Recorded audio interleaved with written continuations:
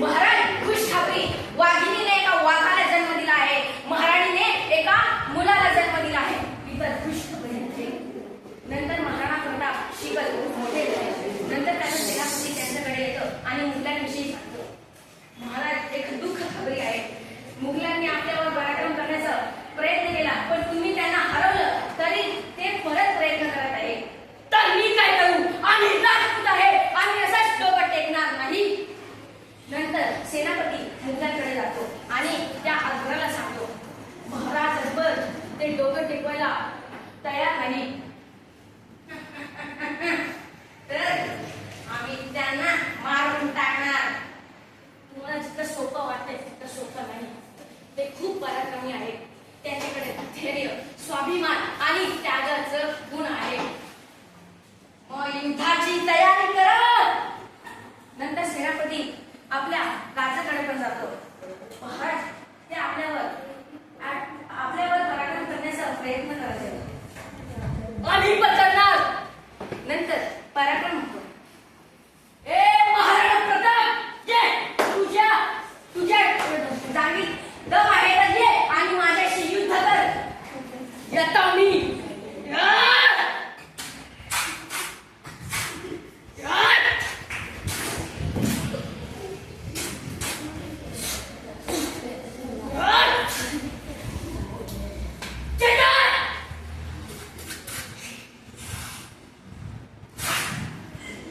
अकबर खालती आहे. मी नाही ना, तू ये ना. तुझा दम आहे तर येतो. चेतक.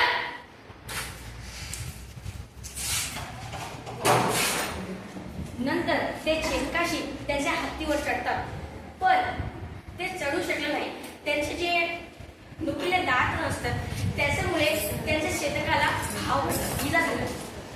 चेतक पण नंतर ते धावतात, कारण त्यांनी बुद्धी चालत होती आणि त्यांनी हे विचार केला की आधे सैन्य माझे पाठी येणार तर माझ्या सैन्याचा कमी होणार नाही.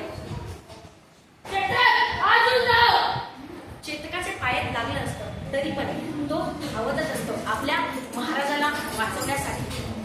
सैन्य मारा महाराणा प्रतापला. नंतर मारतात, पण तो चेतक तिथंच पडतो.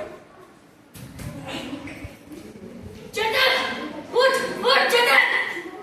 नंतर चेतक उठतो आणि नंतर एक खाई येते, त्याच्यावर तो उडी मारून जातो.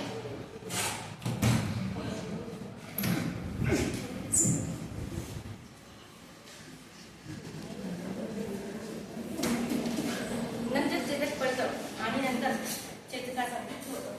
चेतक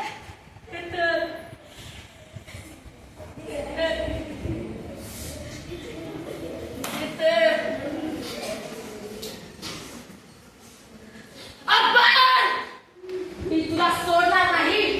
नंतर बरेच युद्ध सुरू होतं हल्दी घाटचे. अकबर. नंतर महाराणा प्रतापचा विजय होतो आणि अकबराच्या किल्ल्यावर त्यांनी स्वतःचा म्हणजे राजपुताचा तिरंगा